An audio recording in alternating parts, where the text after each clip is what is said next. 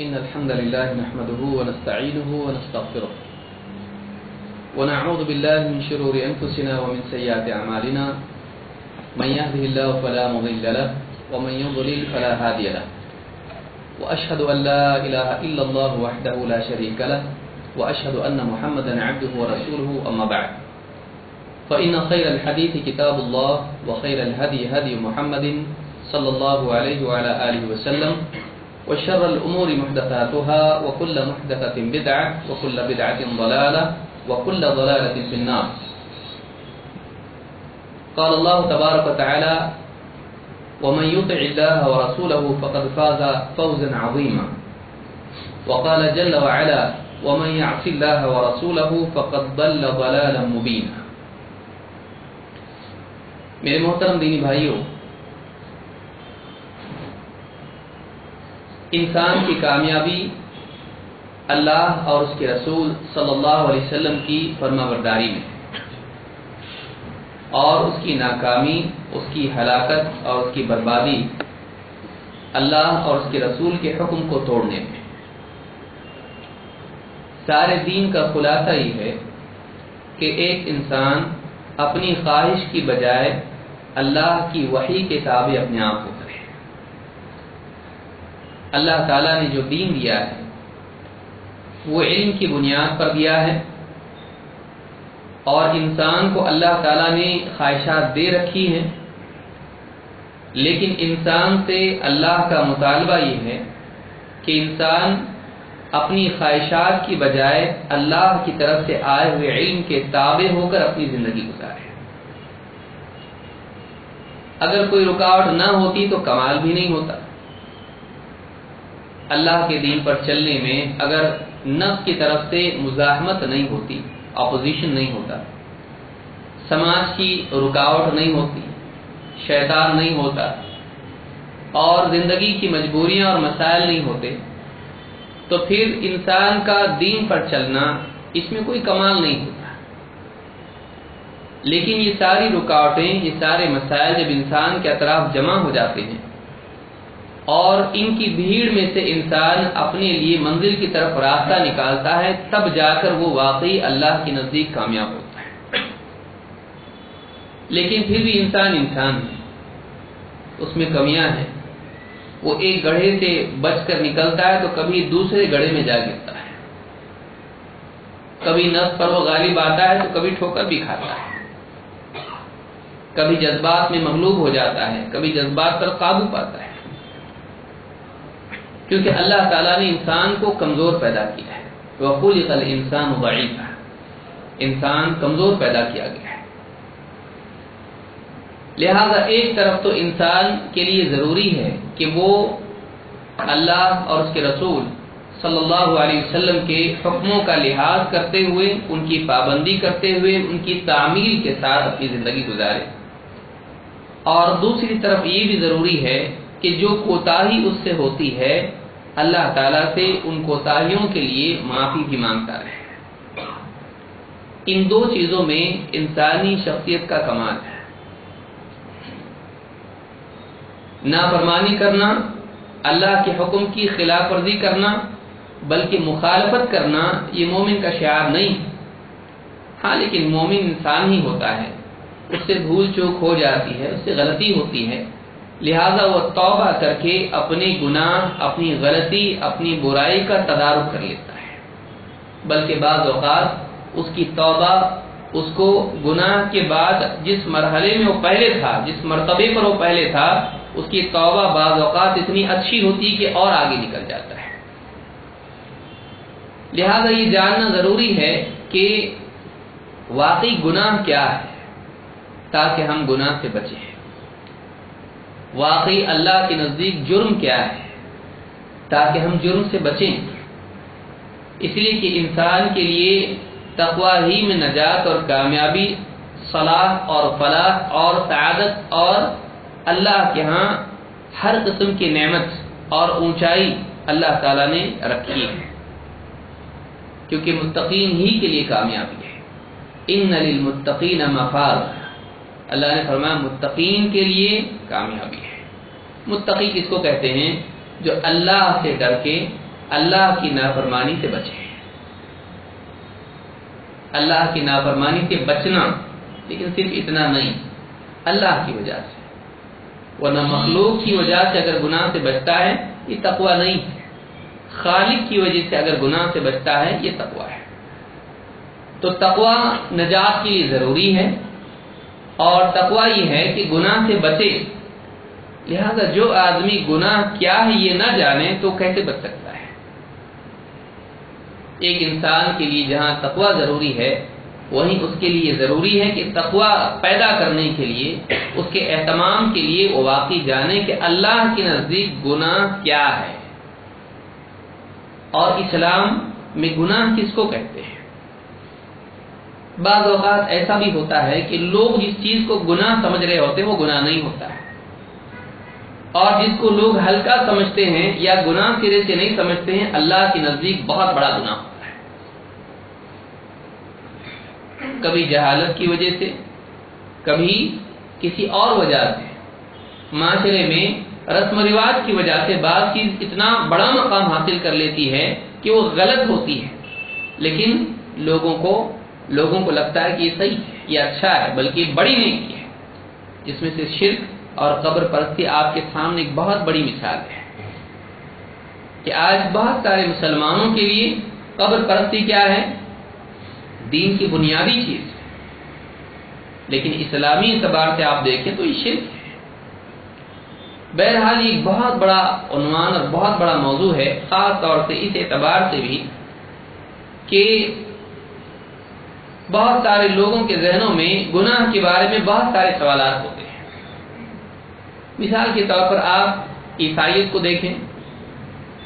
عیسائیت میں یہ عقیدہ ہے کہ آدم علیہ السلام سے جو خطا سرزد ہوئی وہ خطا ان کی اولاد میں بھی باقی رہی، اور ان کی وجہ سے جو پھل انہوں نے کھایا سارے انسان گناہگار ہوئے.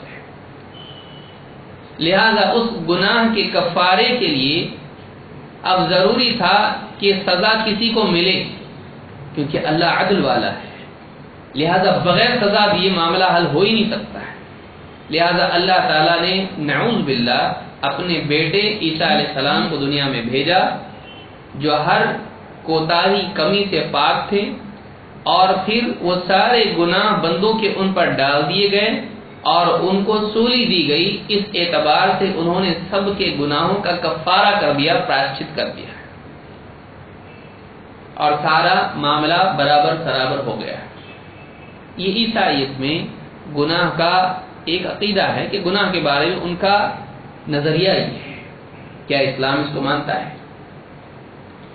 اسی طرح سے بہت سارے دوسرے دینوں میں یہ ہے کہ ایک آدمی اچھے کام کرتا ہے تو اگلے جنم میں اچھا بن کے پیدا ہوتا ہے، اور اگر برے کام کرتا ہے، گناہ کرتا ہے، تو اگلے جنم میں جانور بن کے پیدا ہوتا ہے. کیا اسلام میں گناہ کی اس طرح کی کوئی سزا ہے؟ اس طرح کے کئی معاملات ہیں جو گناہ کے تعلق سے جڑے ہوئے ہیں. لہذا جہاں مسلمان کو نیکی کیا ہے معلوم ہونا چاہیے، وہیں اس کو یہ بھی ضروری ہے اس کے لیے کہ وہ گناہ کیا ہے یہ جانے، اور واقعی اللہ کے نزدیک گناہ کیا ہے، اور اسلام میں گناہ کا نظریہ، گناہ کا تصور، گناہ کا کانسیپٹ کیا ہے یہ اس کو معلوم ہونا چاہیے. لہذا یہ جو سلسلہ ہمارا دروس کا شروع آج سے ہو رہا ہے، اس میں اسی عنوان کے تحت ہم مختلف پہلوؤں سے گناہ کے بارے میں اسلام کا نظریہ جاننے کی کوشش کریں گے. آدمی سوچ سکتا ہے گناہ کے بارے میں اتنا کیوں؟ گناہ کے بارے میں نہیں جانیں گے تو گناہ میں واقع ہو جائیں گے. ایک آدمی کو اگر راستے میں گڑھا معلوم نہ ہو، بہت ممکن ہے کہ وہ اسی گڑھے میں جا پڑے. لہذا گناہ کیا ہے یہ معلوم ہونا ضروری ہے، اور اس لیے بھی ضروری ہے کہ کہیں ایسا نہ ہو کہ ایک چیز، ایک آدمی اللہ کے نزدیک گناہگار نہ ہو اور ہم اپنی جہالت کی وجہ سے اس کو گناہگار قرار دیتے ہیں. یہ بھی جاننا ضروری ہے تاکہ ایسا نہ ہو کہ ہم کسی ایسے انسان کو گناہگار قرار دیں جبکہ اللہ کے نزدیک وہ گناہگار نہ ہو. بلکہ من باب اولا، اس سے زیادہ شدید یہ ہے کہ اللہ کے نزدیک ایک آدمی سرے سے گناہگار نہ ہو لیکن ہم اپنی جہالت میں نہ صرف یہ کہ اس کو گناہگار قرار دیں، اس کو ہم کافر تک قرار دیتے ہیں، ایسا ہوتا ہے۔ لہذا اسلام میں ایک آدمی، ایک تو یہ کہ گناہ کیا ہے، نمبر دو واقعی ایک انسان گناہگار کب ہوتا ہے، وہ کیا چیز ہے جو انسان کو گناہگار بناتی ہے، اس کو جاننا ضروری ہے۔ ٹھیک ہے، دو آیتیں میں نے پڑھی، اللہ تعالیٰ نے فرمایا وَمَن يُطِعِ اللَّهَ وَرَسُولَهُ فَقَدْ فَازَ فَوْزًا عَظِيمًا، کہ جس نے اللہ اور اس کے رسول صلی اللہ علیہ وسلم کی فرمانبرداری کی، فَقَدْ فَازَ فَوْزًا عَظِيمًا، تو وہ یقیناً کامیاب ہو گیا اور بہت بڑی کامیابی اس کو نصیب ہوئی ہے۔ تو معلوم ہوا کہ کامیابی اللہ اور اس کے رسول کی فرمانبرداری میں ہے، خواہشات کی پیروی میں نہیں، نفس کی اتباع میں نہیں، بلکہ کامیابی اللہ اور اس کے رسول کی فرمانبرداری، اللہ اور اس کے رسول کے حکم کو مان لینے اور اس کے تابع ہونے میں ہے۔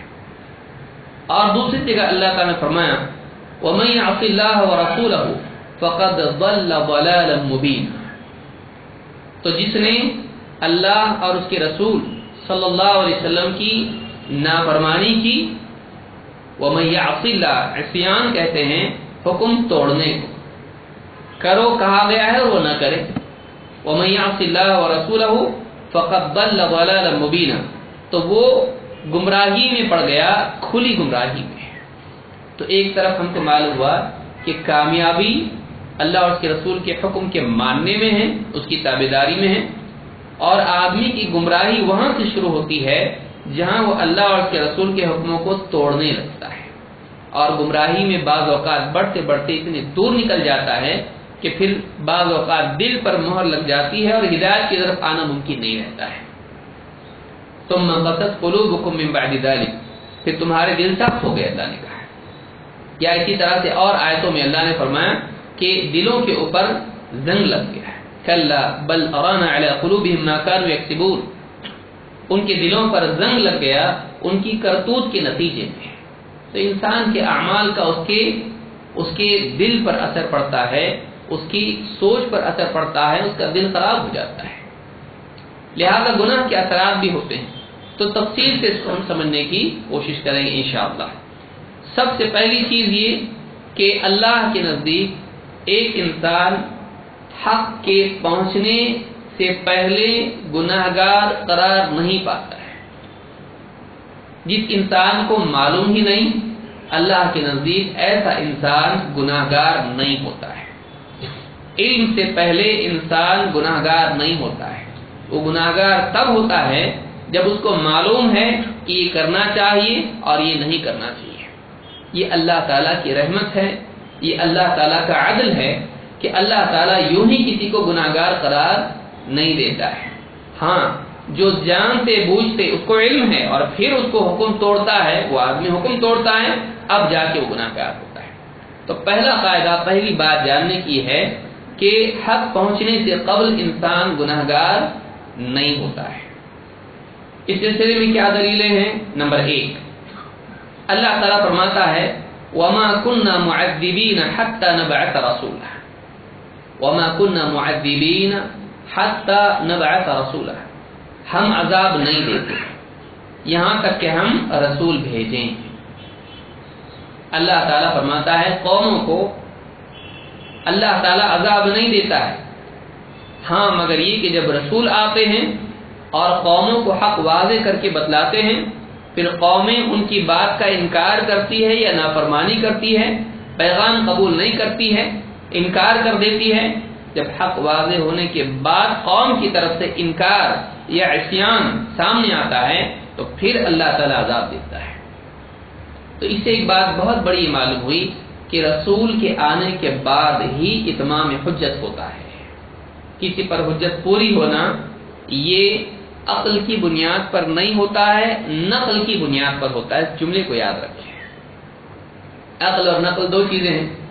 عقل کیا ہے؟ آدمی کی عقل، اس کو سمجھانے کی ضرورت نہیں ہے عقل کیا ہے۔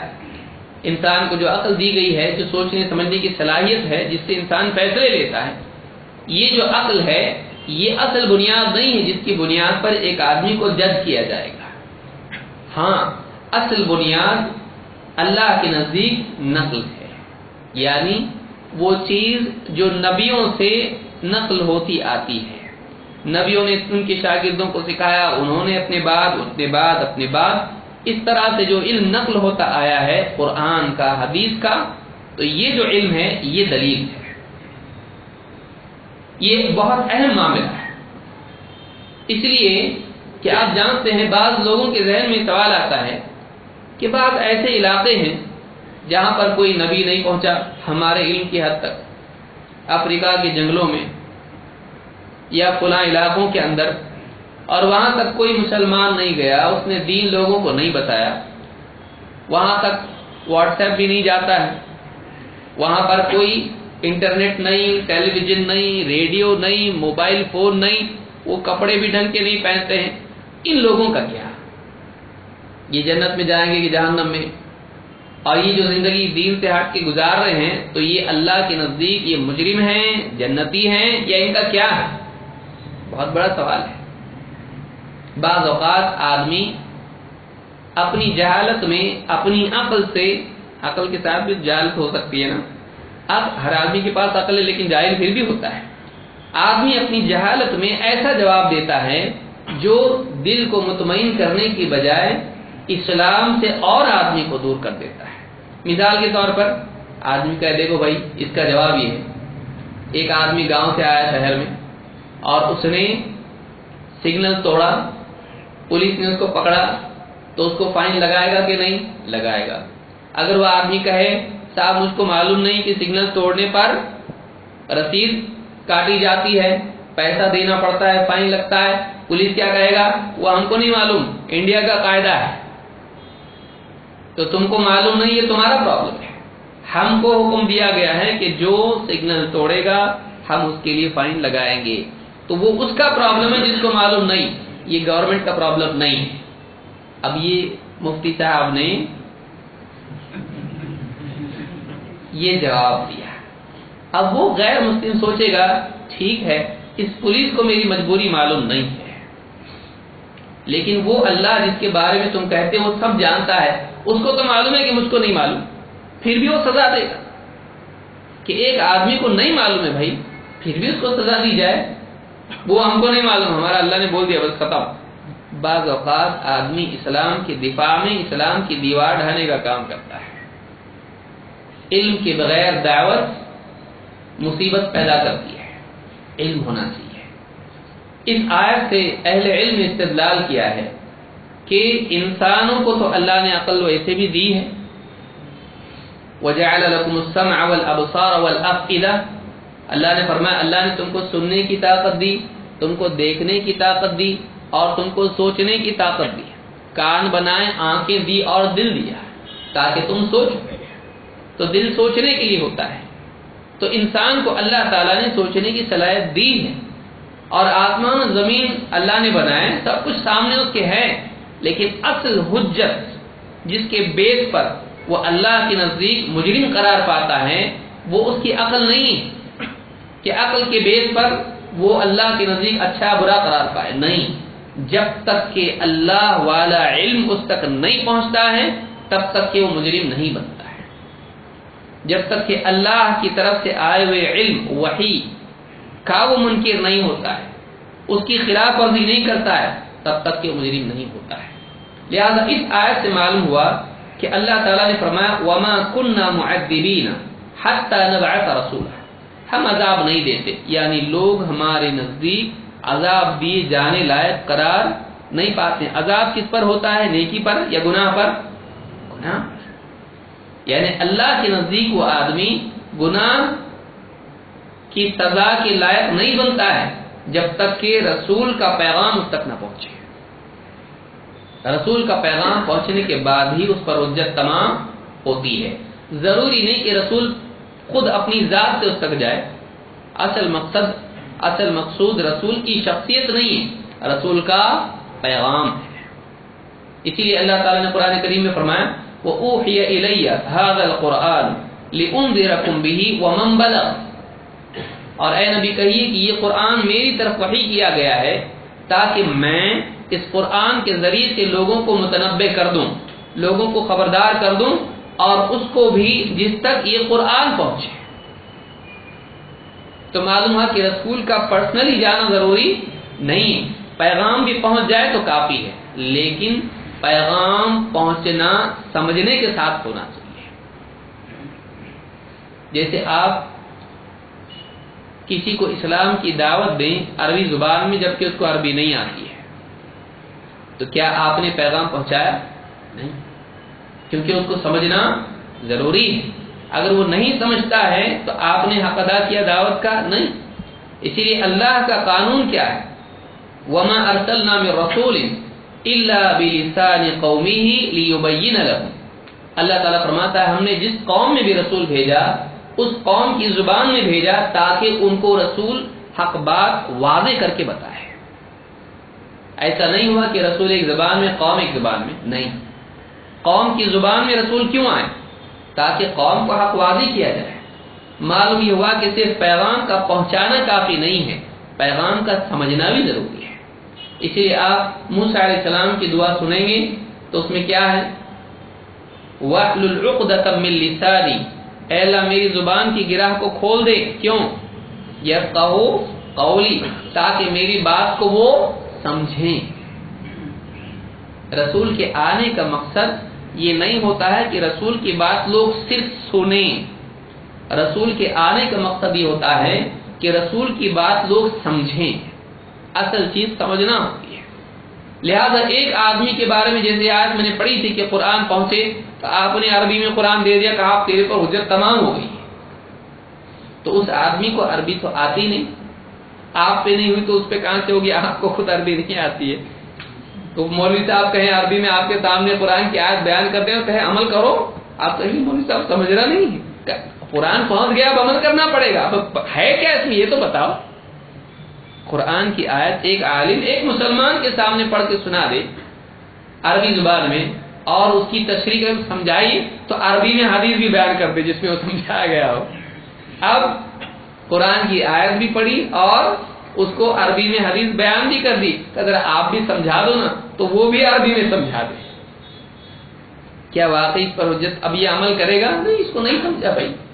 جب تک کہ اس کو سمجھتا نہیں یہ مکلف نہیں ہوتا ہے. یہ کتنی اچھی بات ہے اسلام کی کہ ایک انسان جب تک کہ اس پر حق واضح نہ ہو وہ مجرم نہیں بنتا ہے. لہذا ایک بہت اہم چیز ہے، اللہ تعالیٰ قرآن کریم میں فرماتا ہے ذَلِكَ أَن لَّمْ يَكُنْ رَبُّكَ مُهْلِكَ الْقُرَىٰ بِظُلْمٍ وَأَهْلُهَا غَافِلُونَ.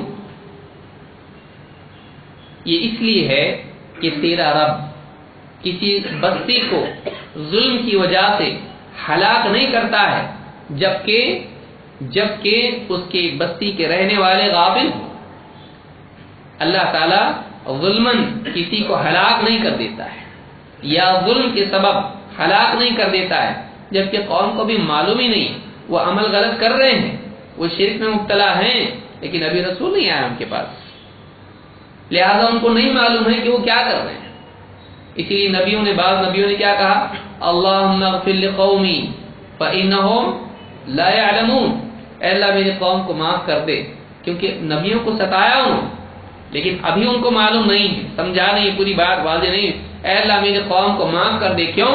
اس لیے کہ ابھی وہ جانتے نہیں ہیں. فإنہم لا يعلمون. لہذا یہ اللہ کا قاعدہ ہے کہ جب تک کہ ایک انسان حق کو نہیں جانتا تب تک کہ وہ مجرم نہیں ہوتا ہے. اللہ تعالیٰ قرآن کریم میں دوسری جگہ فرماتا ہے رسلا مبشرین و منذرین لئلا یکون للناس علی اللہ حجۃ بعد الرسل. یہ بہت اہم آیت ہے جو معلوم ہونا چاہیے آدمی کو. یہ سورہ النساء کی آیت نمبر 165. اللہ نے فرمایا رسلا مبشرین و منذرین، ہم نے رسول بھیجے خوشخبری سنانے والے اور خبردار کرنے والے، وعید سنانے والے، ڈراوا سنانے والے. رسولوں کو بھیجا گیا دو کاموں کے ساتھ میں، نیکی کرنے، ایمان لانے اور اعمال صالحہ کرنے پر اللہ کے ہاں کیا انعام ہے اس کی خوشخبری دیں دنیا میں اور آخرت میں، اور گناہ کرنے اور کفر کرنے کے نتیجے میں دنیا اور آخرت میں اللہ کی طرف سے کیا سزا ہے اس سے لوگوں کو ڈرائیں، خبردار کریں تاکہ وہ بچیں. رسولوں کا کام یہ ہوتا ہے. تو اللہ فرماتا ہے کہ ہم نے رسول بھیجے تاکہ وہ رسول لوگوں کو خوشخبری دیں اور لوگوں کو خبردار کر دیں لِأَلَّا يَكُونَ لِلنَّاسِ عَلَى اللَّهِ حُجَّةٌ بَعْدَ الرُّسُلِ۔ ہم نے کیوں بھیجا رسولوں کو؟ رسولوں کو ہم نے اس لیے بھیجا تاکہ رسولوں کے آ جانے کے بعد لوگوں کے پاس اللہ کے مقابلے میں کوئی بہانہ باقی نہ رہے۔ لِأَلَّا يَكُونَ لِلنَّاسِ عَلَى اللَّهِ حُجَّةٌ بَعْدَ الرُّسُلِ، لوگوں کے پاس کوئی مضبوط دلیل نہ رہے۔ اے اللہ ہم کو تو معلوم نہیں تھا۔ آدمی اگر اللہ تعالیٰ کسی کو سزا دے، وہ آدمی قیامت کے دن کہے گا اے اللہ مجھ کو تو معلوم نہیں تھا، پھر حق بات معلوم نہیں تھی، کون سا دین، کیا کرنا کیا نہیں کرنا نہیں معلوم تھا مجھ کو، اور تم اس کو جہنم میں ڈال رہا ہے گناہ کی وجہ سے، جبکہ حق ہی معلوم نہیں۔ تو اللہ فرماتا ہے کہ اللہ نے رسول بھیجے اسی لیے تاکہ قیامت کے دن آدمی یہ نہ کہے کہ اے اللہ ہم کو حق معلوم نہیں تھا۔ تو یہاں پر یہ بات معلوم ہوتی ہے کہ رسولوں کے آنے کا مقصد یہ ہے کہ جن لوگوں تک رسول پہنچے یا رسول کا پیغام پہنچا ان پر حجت تمام ہو جائے، اور وہ یہ نہ کہیں قیامت کے دن کہ ہم کو معلوم نہیں تھا۔ تو معلوم ہی ہوا کہ رسولوں کے آنے کے بعد حجت تمام ہوتی ہے۔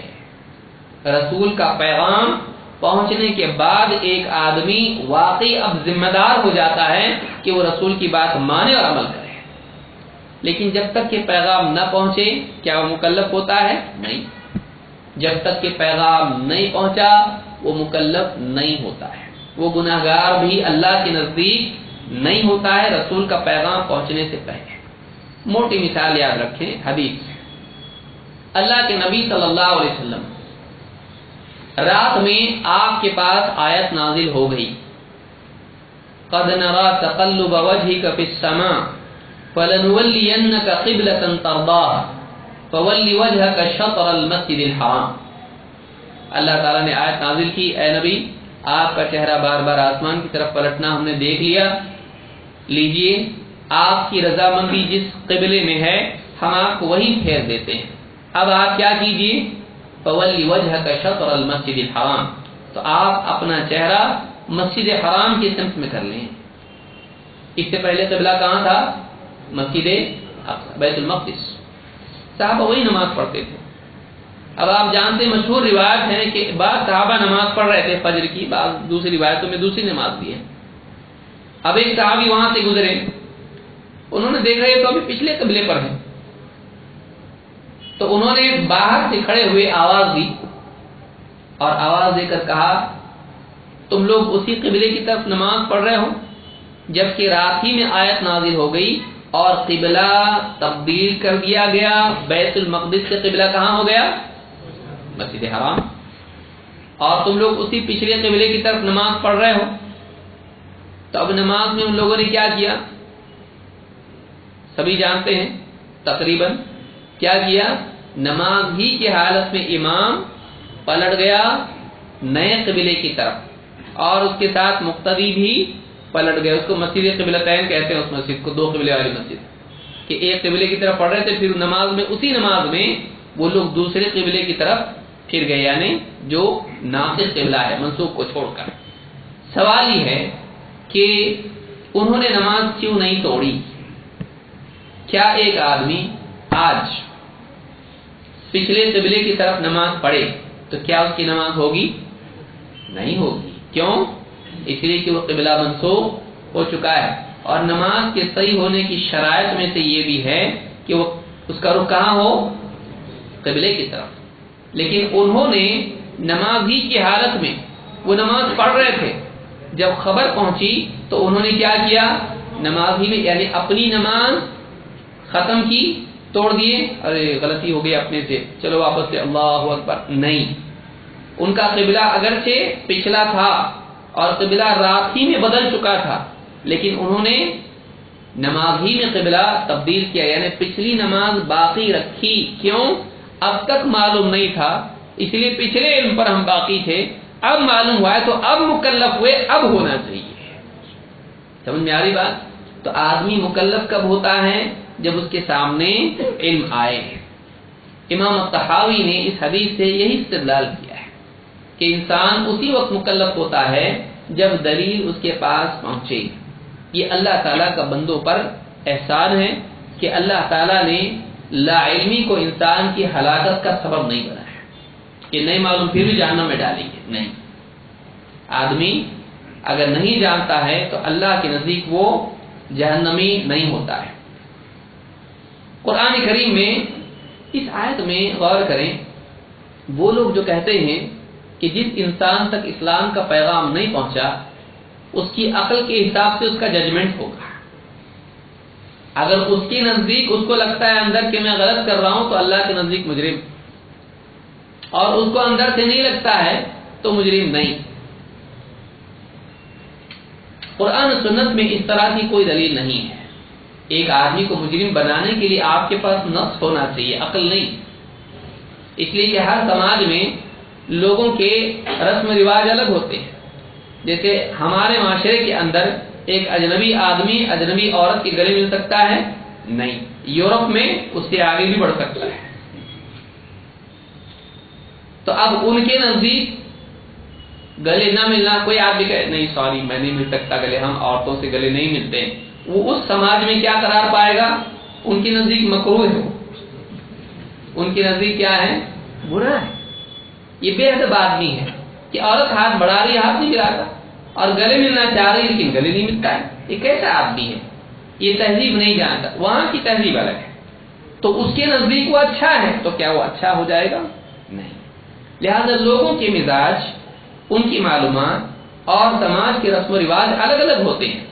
لہذا اللہ کے نزدیک اس کی بنیاد پر ایک آدمی اچھا برا یا مجرم یا نیک نہیں ہوگا. اس کے لیے تو اللہ نے وحی بھیجی، ورنہ اللہ تعالیٰ یہ کہتا اپنی عقل کے حساب سے چلو، جیسی عقل تمہاری ہے ویسے چلتے رہو، تمہاری عقل کی بنیاد پر قیامت کے دن تمہارا فیصلہ ہوگا. اللہ نے رسولوں کو کیوں بھیجا اور رسولوں کو محدود زندگی دی، اس کے بعد کتابیں باقی رکھی، کیوں ایسا کیا؟ اللہ نے علماء پر ذمہ داری ڈالی اور رسولوں کا جانشین علماء کو بنایا. وہ کون سے علم والے ہیں؟ وہ رسولوں کے علم والے ہیں، عقل والے علم والے نہیں کہ چار عالم بیٹھ کے چلو عقل سے کچھ تو نیا نکالیں گے. نہیں کر سکتے وہ لوگ. وہ رسول والے علم کے عالم ہوتے ہیں، اس کے وارث ہوتے ہیں. معلوم یہ ہوا کہ اللہ والا علم ہی انسان پر حجت ہوتا ہے، عقل حجت نہیں ہے. ایک آیت لوگ پیش کرتے ہیں، وہ ختم کر کے ہم پھر آگے بڑھیں گے. سنوریہم آیاتنا فی الآفاق وفی انفسہم حتی یتبین لہم انہ الحق. ان قریب ہم ان کو اپنی نشانیاں دکھائیں گے. سنوریہم آیاتنا فی الآفاق، آسمانوں میں، وفی انفسہم، اور ان کے اپنے وجود میں، حتی یتبین لہم انہ الحق، یہاں تک کہ ان پر واضح ہو جائے گا کہ یہ حق ہے. تو لوگ کہتے ہیں کہ دیکھیے اس آیت سے تو واضح ہو رہا ہے کہ آسمان میں اور ان کی ذات میں غور کر کے حق واضح ہو جائے گا. تو ایک انسان تک اگر پیغام نہیں پہنچا ہے تو آسمان اور اس کا اپنا آس پاس اور اس کی اپنی ذات میں غور کر کے ہی وہ حق اس پر واضح ہو جاتا ہے. اور اللہ کے نزدیک حق واضح ہونے کے بعد بھی اگر نہ مانے تو کیا ہو جاتا ہے؟ مجرم. تو پھر اس آیت کا کیا سوال یہ ہے کہ اس آیت میں انہ الحق میں کس کی طرف اشارہ ہے؟ ان پر واضح ہو جائے گا کہ یہ حق ہے کیا؟ تو معلوم ہی ہوا کہ آسمان و زمین جس حق کی تصدیق کرتے ہیں وہ تو پہنچا ہی نہیں نا. یعنی ایک آدمی کے پاس قرآن پہنچا، نبی کا فرمان پہنچا، اور آسمان و زمین اس حقیقت کی تصدیق کر رہے ہیں. آسمان و زمین میں جو ہونے والے واقعات، سورج، چاند، ستارے اور انسان کا اپنا وجود اور سب کائنات کے اصول بتلا رہے ہیں کہ یہ جو قرآن آیا ہے، یہ جو دین آیا ہے، یہ حق ہے. تو یہ پہنچنے کے بعد ہوگا کہ بغیر پہنچے ہوگا؟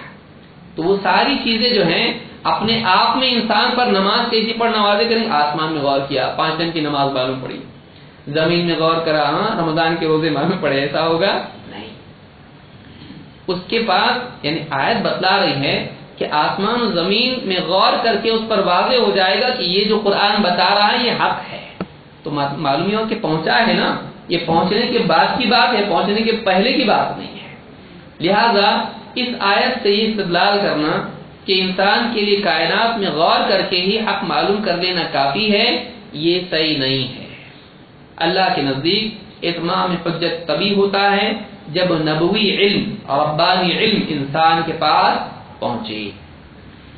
اسی لیے اللہ تعالیٰ نے قرآن کریم میں ایک دم شروعات ہی میں یہ بات صاف طور سے بتلا دی تھی کہ انسان اللہ کی طرف سے آنے والے علم کے بعد ہی مکلف ہوتا ہے۔ کہاں ہے وہ؟ قرآن میں ہے۔ اللہ نے کیا فرمایا؟ آدم علیہ السلام کو جب بھیجا دنیا میں تو اللہ نے کیا فرمایا؟ قَالَ اهْبِطَا مِنْهَا جَمِيعًا، تم دونوں آدم اور حوا تم دونوں نیچے چلے جاؤ دنیا میں، جنت سے نیچے۔ اهْبِطَا قَالَ اهْبِطَا مِنْهَا جَمِيعًا، تم سب کے سب، تم دونوں سب کے سب، یعنی تم دونوں ہو لیکن تمہاری نسل بھی تمہارے اندر ہے جو آگے پیدا ہونے والے ہیں، اسی لیے جمیعاً تم سب کے سب، تم دونوں سب کے سب نیچے چلے جاؤ۔ اور دنیا میں جب جاؤ گے تو کیا ہونے والا ہے؟ اللہ نے فرمایا بعضکم لبعض عدو، تم میں سے بعض کے دشمن ہوں گے۔ کیوں؟ بعض حق پر چلیں گے اور بعض حق پر نہیں چلیں گے۔ حق پر چلنے والے نصیحت کریں گے اور ان کے غلط کو غلط بولیں گے، جن کو غلط بولا جائے گا ان کو بہت برا لگے گا۔ اب وہ کیا کریں گے؟ بجائے اپنی اصلاح کرنے کے نصیحت کرنے والے کے دشمن بنیں گے، ان کو چپ کرنے کی کوشش کریں گے، لالچ دیں گے، دھمکی دیں گے، نہیں سنیں گے، پھر جنگ پر اتر آئیں گے، اور اس طرح سے بعضکم لبعض عدو، تم میں سے بعض کے دشمن، یعنی کہ اترتے سب دشمن بن گئے ایک دوسرے۔ یہ مطلب نہیں کہ یہ سلسلہ حق اور باطل کی جنگ دنیا میں ہوگی، تو تم میں سے بعض، کیونکہ تم کو آزادی دی گئی ہے تو اس آزادی کی وجہ سے کچھ لوگ صحیح کو چنیں گے اور اس آزادی کی وجہ سے کچھ لوگ غلط کو چنیں گے۔ اس آزادی کی وجہ سے کچھ لوگ حق کے پیچھے چلیں گے، حق پر چلیں گے، اس آزادی کی وجہ سے کچھ لوگ شیطان کے پیچھے چلیں گے۔ اور ظاہر بات ہے کہ جب اس طرح سے تفرق ہوگا تو آپس میں اختلاف، اور اختلاف کے نتیجے میں جھگڑا ہوگا۔ بعضکم لبعض عدو۔ اس کے بعد کیا فرمایا؟ جب ظاہر بات ہے کہ جب اختلاف ہوگا تو اللہ تعالیٰ یوں ہی بندوں کو اختلاف میں چھوڑ دے اور حق واضح نہ کرے، ایسا ہو سکتا ہے؟ نہیں۔ اللہ نے کیا فرمایا؟ ان علینا للہدی، ہمارے ذمہ ہے رہبری دینا، ہمارے ذمہ ہے رہبری دینا۔ جنت میں دی تو دنیا میں نہیں دے گا۔ جنت میں اللہ نے بتایا تھا نا وَكُلَا مِنْهَا رَغَدًا حَيْثُ شِئْتُمَا وَلَا تَقْرَبَا هَٰذِهِ الشَّجَرَةَ فَتَكُونَ مِنَ الظَّالِمِينَ، تم جنت میں دونوں جہاں سے جی چاہے خوب سیر ہو کر کھاؤ پیو، جنت میں جو چاہے کھاؤ سیر ہو کر جہاں سے چاہو، لیکن اس ایک پیڑ کے قریب مت جانا، اگر گئے تو کیا ہوں گے؟ ظالم ہو جاؤ گے، اپنے آپ پر ظلم کر بیٹھو گے۔ تو جو اللہ جنت میں بتلا دے یہ کرنا یا نہیں کرنا، وہ دنیا میں نہیں بتلائے گا۔ تو دنیا میں اللہ تعالیٰ نے کیا فرمایا کہ تم میں سے بعض کے دشمن ہوں گے، تم جاؤ دنیا میں، بعض دنیا میں تم میں سے بعض کے دشمن ہوں گے۔ فَإِمَّا يَأْتِيَنَّكُم مِّنِّي هُدًى، پھر اگر فَإِمَّا يَأْتِيَنَّكُم مِّنِّي هُدًى، تو پھر اگر میری طرف سے تمہارے پاس رہبری آئے، فَمَن اتَّبَعَ هُدَايَ فَلَا يَضِلُّ وَلَا يَشْقَى، تو پھر جو میری ہدایت کی پیروی کرے گا تو نہ وہ گمراہ ہوگا نہ ناکام ہوگا۔ تو اللہ تعالیٰ کیا فرما رہا ہے کہ اگر میری رہبری آئے، فَإِمَّا يَأْتِيَنَّكُمْ، یہاں پر پاسبلٹی کے طور پر کہا جا رہا ہے کہ شرطیہ طور پر کہا گیا کہ اگر تمہارے پاس میری رہبری آئے تو جو اس رہبری کی پیروی کرے گا فَلَا يَضِلُّ وَلَا يَشْقَى، فَلَا يَضِلُّ فِي الدُّنْيَا وَلَا يَشْقَى فِي الْآخِرَةِ، نہ وہ گمراہ ہوگا نہ ناکام ہوگا، نہ وہ گمراہ ہوگا دنیا میں نہ ناکام ہوگا آخرت میں۔ شقی ہونا آخرت میں، شقی جہنم میں چلا گیا۔ سب سے بڑا خسارہ اور ناکامی کیا ہے کہ آدمی جہنم میں چلا جائے۔ تو جہنم میں کب جائے گا؟ جب دنیا میں گمراہ ہوگا، لیکن دنیا میں گمراہ کب ہوگا؟ جب اللہ کا پیغام آنے کے بعد بھی اس کی پیروی نہ کرے، اور اس گمراہی سے بچے گا کون؟ اللہ کی آئی ہوئی رہبری کی پیروی کرنے والا۔ تو معلوم یہ ہو کہ اللہ نے فرمایا اگر میری رہبری آئے تو جو اس کی پیروی کرے گا وہ گمراہی سے بچے گا۔ معلوم یہ ہوا کہ پیروی اللہ کی طرف سے آئے ہوئے علم کی کرنے کے بعد ہی آدمی ہدایت پر ہوتا ہے، اور اللہ کی طرف سے علم آئے تب ہی آدمی مکلف ہوتا ہے، اللہ کے ہاں ذمہ دار قرار پاتا ہے۔ ہدایت آئی ہی نہیں تو کیا مکلف ہوگا؟ نہیں۔ تو یہاں پر اللہ تعالیٰ نے گمراہی کا حکم اس پر لگایا جس کے پاس ہدایت پہنچے اور پھر بھی وہ اس کو قبول نہ کرے۔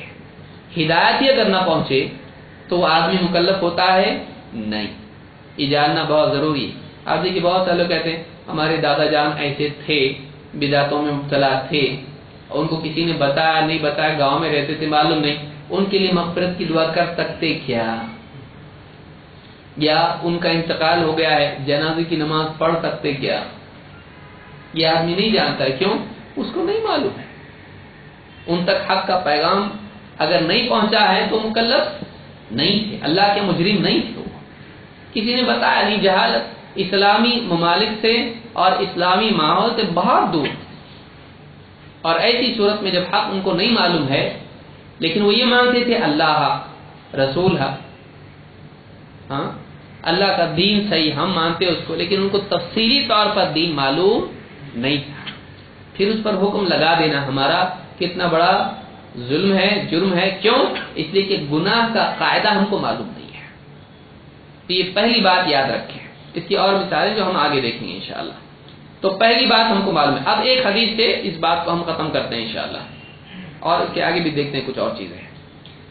اللہ کے نبی صلی اللہ علیہ وسلم فرماتے ہیں، اب اس حدیث کو یاد رکھیں، یہ حدیث آپ کے لیے بہت قیمتی حدیث ہے۔ ویسے تو ساری حدیثیں قیمتی ہیں، لیکن کچھ حدیثیں بہت اہم ہوتی ہیں جن سے آدمی کا دل ایسا کھل جاتا ہے کہ خوش ہو جاتا ہے آدمی،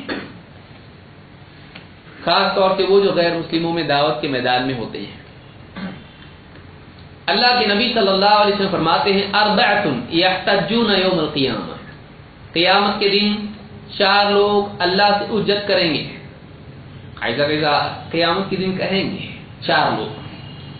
کون ہوں گے یہ لوگ؟ رجل اصم لا يسمع شيئا، بہرا آدمی، کچھ سننے نہیں آتا اس کو۔ ورجل احمق، ایسا آدمی جو مجنون تھا، پاگل تھا۔ ورجل حرم، ایک دم بوڑھا آدمی، اتنا بوڑھا کہ ایک دم بوڑھا، ایک دم بوڑھا۔ ورجل مات فی فترہ، اور وہ آدمی جو فترہ میں مرا ہو، اس کی موت ایک ایسے دور میں ہوئی ہو جب کوئی نبی نہیں تھا، 2 نبیوں کے بیچ کے گیپ کے زمانے میں فترہ اس کو کہتے ہیں۔ ایک نبی آگے چلے گئے، پھر کوئی نبی نہیں، اور اس دور میں وہ آدمی تھا جبکہ کوئی نبی نہیں تھا اور کوئی پیغام نہیں تھا اس وقت میں۔ ورجل مات فی فترہ فاما الاصم، بہرا آدمی کہے گا، فیقول ربی لقد جاء الاسلام وما اسمع شیئا، بہرا آدمی کہے گا اے میرے پروردگار اسلام آیا، نہیں آیا ایسا نہیں، اسلام آیا تھا لیکن میں تو کچھ سن ہی نہیں سکتا تھا، تو اسلام کا پیغام میں نے سنا نہیں، کیونکہ کیا تھا، میں کان تھے لیکن کیا تھا، بہرا۔ وَأَمَّا الْأَحْمَقُ فَيَقُولُ رَبِّ جَاءَ الْإِسْلَامُ وَمَا أَعْقِلُ شَيْئًا، اور پاگل کہے گا اے اللہ اسلام آیا لیکن میری تو عقل ہی کام نہیں کرتی تھی، میں تو کچھ سمجھتا ہی نہیں تھا چیزیں۔ وَالصِّبْيَانُ يَحْذُفُونَنِي بِالْبَعْضِ، بچے مجھے جانوروں کی جیسے مینگنیاں مارتے تھے، پھینک پھینک کے، جیسے کنکریاں مارتے تھے گویا کہ۔ وَأَمَّا الْحَرِمُ فَيَقُولُ رَبِّ جَاءَ الْإِسْلَامُ وَمَا أَعْقِلُ شَيْئًا، ایک دم بوڑھا آدمی جس کی عقل بھی جو ہے اس کو یاد نہیں رہتا، کچھ ایسا آدمی سمجھ میں بھی نہیں آتا اس کو۔ بعض بوڑھے اتنے بوڑھے ہو جاتے ہیں کہ پیشاب کر دیتے سمجھ میں نہیں آتا ہے۔ تو وَأَمَّا الْحَرِمُ، ایک دم بوڑھا آدمی، وہ بوڑھا کہے گا اے میرے رب اسلام آیا لیکن وَمَا أَعْقِلُ شَيْئًا، مجھے کچھ سمجھتا نہیں تھا، مجھے کچھ سوچتا نہیں تھا، ایسی کنڈیشن میں اسلام پہنچا کہ مجھ کو سمجھ نہیں تھی، میری سوچ اور سوجھ بوجھ باقی نہیں تھی۔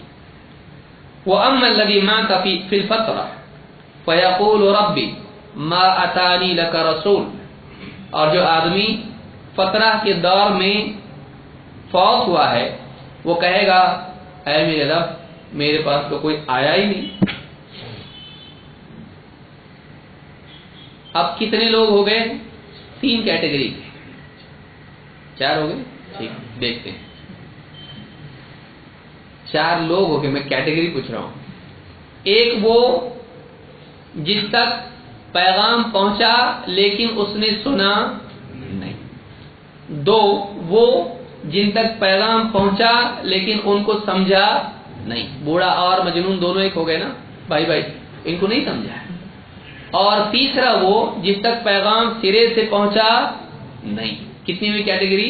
4، 3 ہو گئے۔ اچھا چلیے، تو 3 کیٹیگری ہوئی، سنا نہیں، سمجھا نہیں اور پہنچا ہی نہیں۔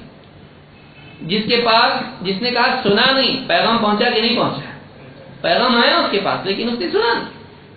ویسی جیسے کسی آدمی کو، بہرا آدمی ہے، اس سے آپ بازو بیٹھ کے کہیں کہ اسلام لاؤ نجات پاؤ گے،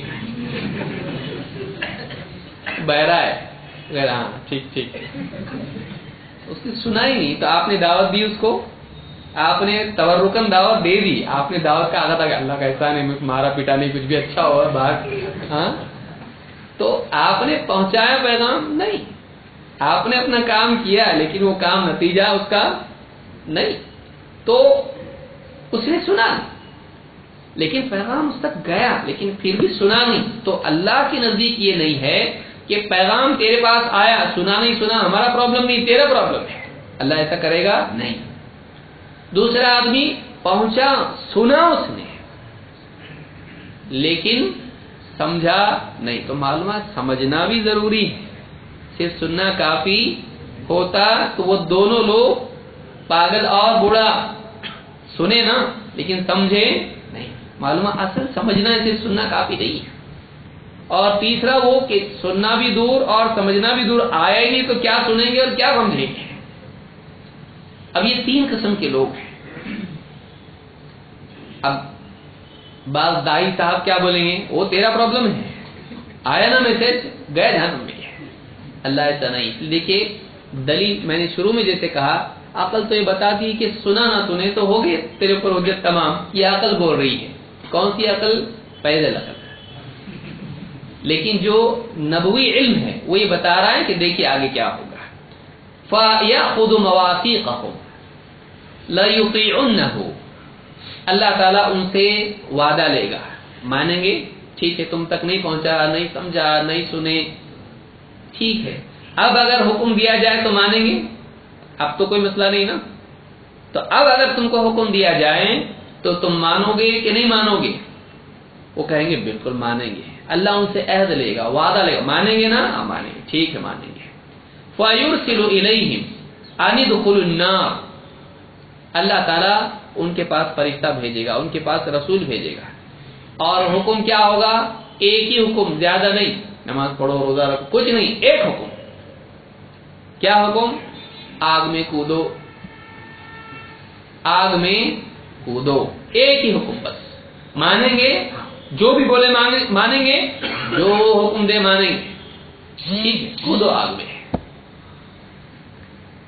اللہ کے نبی صلی اللہ علیہ وسلم فرماتے ہیں فَمَنْ دَخَلَهَا كَانَتْ عَلَيْهِ بَرْدًا وَسَلَامًا، جو آدمی اللہ کے اس حکم پر رسول کی بات مان کر وہ آگ میں کود جائے گا، آگ میں داخل ہو جائے گا، وہ آگ اس کے لیے ٹھنڈک اور سلامتی بن جائے گی۔ یہ کس کے بارے میں کہا اللہ نے؟ ابراہیم علیہ السلام، اسپیشل کیس، کہ جو اس آگ میں چلے جائیں گے اللہ کے حکم پر، رسول کی بات مان کر، وہ آگ ان کے لیے ان کو نقصان پہنچائے گی نہیں۔ اللہ کے نبی صلی اللہ علیہ وسلم فرماتے ہیں کانت علیہ بردن و سلام، وہ آگ اس آدمی کے لیے ٹھنڈک اور سلامتی بن جائے گی، اور جو نہیں جائے گا وہ فرمایا وَمَن لَّمْ يَدْخُلْهَا سُحِبَ إِلَيْهَا، اور جو داخل نہیں ہوگا اس کو گھسیٹ کے آگ میں ڈالا جائے گا، یعنی وہ جہنم میں جائے گا، لیکن جو خود سے جائے گا جہنم اس کو نقصان نہیں پہنچائے گی. اور دوسری یہ مسند احمد اور ابن حبان کی روایت ہے. اب سوال یہ پیدا ہوتا ہے کہ وہ جائیں گے مطلب جہنم میں ٹھنڈے کے ساتھ رہیں گے یا نکلیں گے بھی. دوسری ایک روایت جس کو ابو یعلا اور بزار نے روایت کیا ہے اس کے الفاظ ہیں اللہ تعالیٰ فرمائے گا فیقول اللہ قد عصیتمونی، جو نئی سنے بات اور نہیں داخل ہوئے تو اللہ تعالیٰ ان سے کہے گا قد عصیتمونی، دیکھو میری نافرمانی کر دی تم نے، میرا حکم نہیں مان رہے تم لوگ.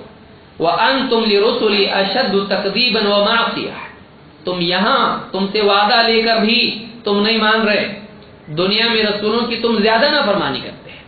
یہاں سب سامنے آیا، جنت جہنم اور یہ قیامت کا منظر اور سارے فرشتے سب دیکھ کے بھی تم اور مجھ سے وعدہ کر کے بھی تم، سامنے بات ہو کے بھی تم نہیں مان رہے. تو دنیا میں جب جنت چھپی ہوئی، جہنم چھپی ہوئی، فرشتے چھپے ہوئے، سب چھپا ہوا، اور وہاں تم کو حکم دیا جاتا وہاں تم کیا مانتے؟ یہاں تم نہیں مان رہے سب دیکھ کے، تو وہاں بن دیکھے کیا مانتے؟ وَأَنْتُمْ لِرُسُلِي أَشَدُّ تَكْذِيبًا وَمَعْصِيَةً قال فَيُدْخِلُ هَؤُلَاءِ الْجَنَّةَ وَهَؤُلَاءِ النَّارَ، تو ان لوگوں کو جنت میں داخل کیا جائے گا اور ان لوگوں کو جہنم میں. تو معلوم ہوا کہ جو لوگ خود سے جو آگ میں کود جائیں گے، چلے جائیں گے، وہ کہاں جائیں گے؟ جنت میں، یعنی وہاں سے نکالے جائیں گے اور جنت میں داخل کیے جائیں گے. اور جو جانے کو تیار نہیں تھے، ہم نہیں جاتے، ان کو کہا جائے گا چلیے، ان کو گھسیٹ کر جہنم میں داخل کیا جائے گا. اس حدیث کو امام ابو یعلا اور بزار نے روایت کیا. اسی طرح سے مسند احمد میں اور ابن حبان میں حدیث ہے، اور شیخ الالبانی نے اپنی کتاب الصحیحہ میں اس کو ذکر کیا ہے. یہ حدیث صحیح ہے. اس حدیث سے ایک بہت بڑا مسئلہ حل ہوتا ہے. اللہ نے فرمایا، اور ابن کثیر رحمۃ اللہ علیہ نے تفسیر ابن کثیر میں آج سے 700 سال پہلے وما كنا معذبین حتى نبعث رسولا، ہم عذاب نہیں دیتے جب تک کہ رسول نہیں بھیجتے. اس آیت کی تفسیر میں اس حدیث کو ذکر کیا، اور آپ دیکھ رہے ہیں کہ دونوں کی مناسبت کتنی واضح ہے کہ اللہ تعالیٰ عذاب میں نہیں ڈالتا جب تک کہ رسول نہیں بھیجتا. اللہ رسول بھیجے گا، وہ نہیں مانیں گے، اس کے بعد ان کو آگ میں ڈالا جائے گا. تو یہ اللہ کا قاعدہ ہے. اللہ اتنا رحیم ہے، اللہ اتنا عدل والا ہے. جب تک کہ انسان سب واضح ہو کر انکار نہیں کرتا ہے تب تک وہ اللہ کے ہاں مجرم نہیں بنتا ہے. اور ہم لوگ کیا کرتے؟ ہم لوگ ٹھپا لے کے بیٹھتے ہیں، یہ گمراہ، وہ جہنمی، وہ بدعتی، وہ ایسا وہ ایسا، جب تک کہ ہم کو معلوم بھی نہیں، جبکہ ہم کو معلوم بھی نہیں کہ اس آدمی کو بتایا کہ نہیں بتایا ہم نے. لہذا اس حدیث سے ایک بہت بڑی بات معلوم ہوتی ہے، وہ یہ کہ ایک آدمی اسی وقت مجرم بنتا ہے جبکہ اس پر حق واضح ہوا ہو. ٹھیک ہے، آخری بات ہم دیکھتے ہیں. اللہ تعالی نے قرآن کریم میں قیامت کے دن کے منظر کو بیان کیا ہے، اور جو جہنم میں جانے والے ہوں گے، ہر آدمی جو جہنم میں جائے گا وہ اس بات کا اعتراف کرے گا کہ مجھ کو پیغام پہنچا، میں نے نہیں مانا، اس لیے جہنم میں جا رہا ہوں. اس میں کوئی ایسا آدمی نہیں ہوگا جو کہے گا کچھ بھی معلوم نہیں تھا، دیکھو کیسا ڈال رہے مجھ کو یہاں پہ. تو ایسا نہیں ہوگا. آئیے دیکھتے ہیں دلیلیں کیا ہیں. اللہ تعالیٰ فرماتا ہے، یا بنی آدم، اے آدم کی اولاد، اما یأتینکم رسل منکم، اگر تمہارے پاس تمہیں میں سے رسول آئیں، یقصون علیکم آیاتی، جو میری آیتیں پڑھ پڑھ کے تم کو سنائیں، فمن اتقى واصلح، تو جو پرہیزگاری اختیار کر لیں اور اپنی اصلاح کر لیں، فلا خوف علیہم ولا هم يحزنون، تو ان پر کوئی خوف نہیں اور نہ غمگین ہوں گے. اما یأتینکم رسل منکم، اگر تمہارے درمیان تمہیں میں سے تمہارے پاس رسول آئے. اگر کے ساتھ بولنے کی کیا وجہ ہے؟ اس لیے کہ بعض لوگ ایسے ہوں گے جن کے پاس کوئی پیغام لے کے نہیں گیا، جیسا کہ پچھلی حدیث سے ہم نے دیکھا جو فترہ میں مرا ہے وہ کیا کہے گا؟ میرے پاس تو کوئی آیا ہی نہیں. لہذا اللہ تعالیٰ نے ان آیات میں اور اس سے پہلے جو میں نے آیت پڑھی تھی اس میں کیا بتایا؟ اگر تمہارے پاس آئے. معلوم یہ ہوا کہ یہ کنڈیشنل ہے، ہو سکتا ہے کوئی آدمی ایسا بھی ہو جس کے پاس کوئی رسول نہ آئے. تو اللہ نے فرمایا اگر تمہیں میں سے ایک رسول یا کئی رسول تمہارے پاس آئیں، جو میری آیتیں تم کو پڑھ کے سنائیں، تو جو کوئی پرہیزگاری اختیار کر لیں، تقوی اختیار کریں اور اپنے حال کی اصلاح کر لیں، تو ایسے آدمی پر قیامت کے دن نہ کوئی خوف ہوگا اور نہ غمگین ہوگا۔ والذین کذبوا بآیاتنا واستکبروا عنہا، اس کے برعکس وہ لوگ جنہوں نے میری آیتوں کو جھٹلایا، تو آیتیں پہنچی نہیں تو جھٹلایا کیا بھائی؟ معلوم ہوا کہ مجرم کون ہونے والا ہے؟ جنہوں نے میری آیتوں کو، میری طرف سے آئی ہوئی نشانیوں کو جھٹلایا، واستکبروا عنہا، اور ان آیتوں کے مقابلے میں گھمنڈ میں پڑ گئے، حق آیا اور اس کو قبول نہیں کیا، ہم نہیں مانتے، گھمنڈ کی وجہ سے۔ اولئک اصحاب النار، تو یہ لوگ ہیں جو جہنم میں جانے والے ہیں، ہم فیہا خالدون، اور وہ جہنم میں ہمیشہ ہمیشہ رہیں گے۔ حق کا انکار انسان کو کافر بنا دیتا ہے، اور کافر جہنم میں ہمیشہ رہے گا، کبھی نہیں نکالا جائے گا۔ لہذا اس آیت سے، جو سورہ الاعراف کی آیت ہے، معلوم ہوا کہ بعض لوگوں کے پاس ہو سکتا ہے حق نہ پہنچے، تو جس کے پاس پہنچے اور وہ اس کے مطابق بن جائے، جنت میں جائے گا۔ جس نے آیتیں آنے کے بعد جھٹلا دی، ان کا انکار کیا، کہ سب جھوٹ ہے، نہیں مانتے ہم لوگ، یا اس آدمی نے گھمنڈ کیا حق کے مقابلے میں، ایسا آدمی جہنم میں جائے گا۔ اور ایک آیت دیکھیے، اللہ تعالیٰ نے جہنم میں لوگوں کے داخلے کا منظر بیان کیا ہے۔ جہنم میں جب لوگ جائیں گے، اس منظر کو قرآن میں اللہ نے بیان کیا ہے۔ اللہ نے کیا فرمایا؟ کلما القی فیہا فوج سألہم خزنتہا الم یأتکم نذیر، جب بھی کلما القی فیہا فوج، جب بھی جہنم میں ایک کسی گروہ کو پھینکا جائے گا، ذلت کے ساتھ پھینکا جائے گا، ان کو بہت اکرام سے نہیں لے جائے گا جہنم میں، پھینکا جائے گا، کچرا ہے یہ، پھینک دیا جائے گا، برے لوگ، گندگی ہی ہے۔ فَأَمَّا الزَّبَدُ فَيَذْهَبُ جُفَاءً، تو یہ گھٹیا لوگ ہیں، ان کو پھینک دیا جائے گا۔ ثُمَّ رَدَدْنَاهُ أَسْفَلَ سَافِلِينَ، تو اللہ تعالیٰ کی طرف سے حکم پر فرشتے انہیں کیا کریں گے؟ کلما القی فیہا فوج، جب بھی کوئی گروہ جہنم میں پٹک دیا جائے گا، پھینک دیا جائے گا، سألہم خزنتہا، جہنم کے داروغہ ان پھینکے جانے والوں سے پوچھیں گے، الم یأتکم نذیر، تمہارے پاس کوئی تم کو خبردار کرنے والا نہیں آیا؟ تم کیسا آئے جہنم میں؟ تمہارے پاس کوئی آیا نہیں تم کو ڈرانے والا، تم کو جگانے والا، تم کو جہنم کے بارے میں وارننگ دینے والا، تم کو متنبع کرنے والا؟ الم یأتکم نذیر، کوئی ڈرانے والا تم کو نہیں آیا، خبردار کرنے والا نہیں آیا؟ وہ جواب میں کیا کہیں گے؟ قالوا بلا قد جاءنا نذیر، وہ کہیں گے ہاں آیا ہمارے پاس، بلا بے شک ہمارے پاس، قد جاءنا نذیر ہمارے پاس خبردار کرنے والا آیا تھا، تو پھر کیسے آیا جہنم میں؟ فکذبنا، ہم نے اس کو لیکن جھٹلا دیا، فکذبنا وقلنا ما نزل اللہ من شیء، اور ہم نے کہا اللہ نے کچھ نازل نہیں کیا ہے، یہ جو تم بتا رہے اللہ کی طرف سے نہیں ہے، اللہ نے کچھ نازل نہیں کیا ہے، ہم نے اس کو جھٹلا دیا۔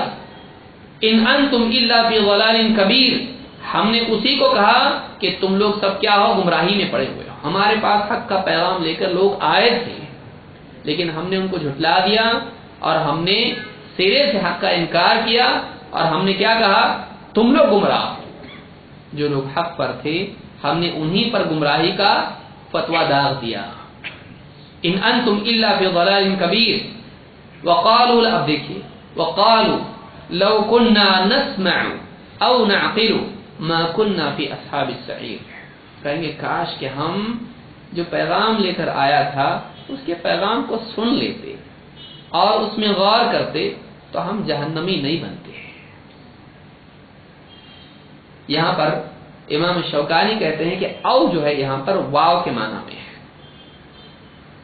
کہ کاش کہ ہم سنتے یا غور کرتے ہیں، کہتے ہیں یہ دونوں چیزیں جو ہیں جمع ہیں، سنتے اور سنی ہوئی بات میں غور کرتے ہیں، کاش کہ ہم حق کو سنتے اور پھر جو سنا ہے اس میں غور کرتے تو ظاہر بات ہے جب حق پر کو سنتے اور اس میں غور کرتے تو حق کیا ہو جاتا؟ واضح ہو جاتا، اور پھر آدمی اس کو مان لیتا، لیکن نہ ہم نے سنا نہ اس میں غور کیا، تو پھر ہم کیا ہو گئے؟ ما كنا في اصحاب السعير، اگر ایسا کرتے تو ہم جہنمی نہیں بنتے۔ فاعترفوا بذنبهم، اللہ تعالیٰ فرماتا ہے دیکھو وہ اپنے گناہ کا خود اعتراف کریں گے۔ فاعترفوا بذنبهم، انہوں نے اپنے گناہ کا خود اقرار کر لیا۔ فسحقا لاصحاب السعير، دوری ہو جہنم والوں کے لیے، دور ہو جا، قربت اللہ کا قرب ان کے لیے نہیں ہے، یہ حق سے قریب نہیں ہوئے، لہذا یہ اس لائق نہیں کہ ان کو قریب کیا جائے، یہ دور ہو جاؤ۔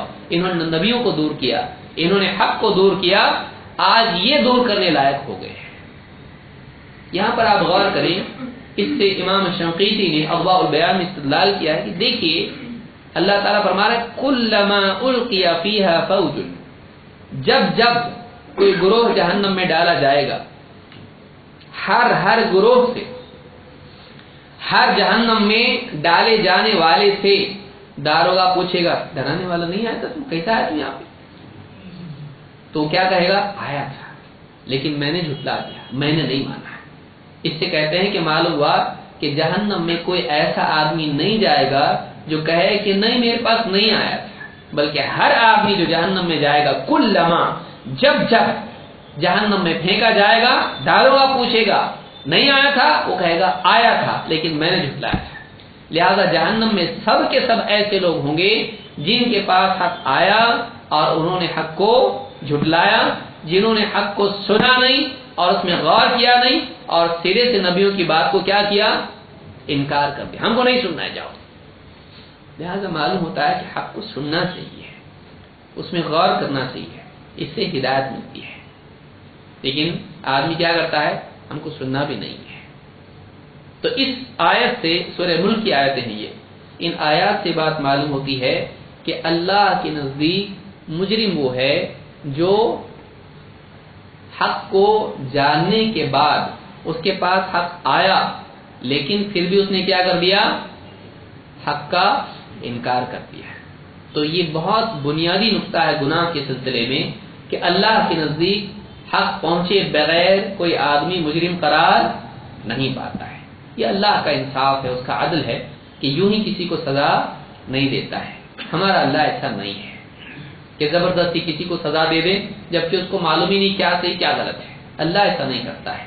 لہٰذا یہ بہت بنیادی بات تھی جو ہم نے دیکھی، انشاءاللہ مزید اور 9 باتیں ہیں جو ہم اگلے درس میں دیکھیں گے۔ یہ پہلا نقطہ ہے کہ علم کے بغیر آدمی مجرم نہیں بنتا ہے۔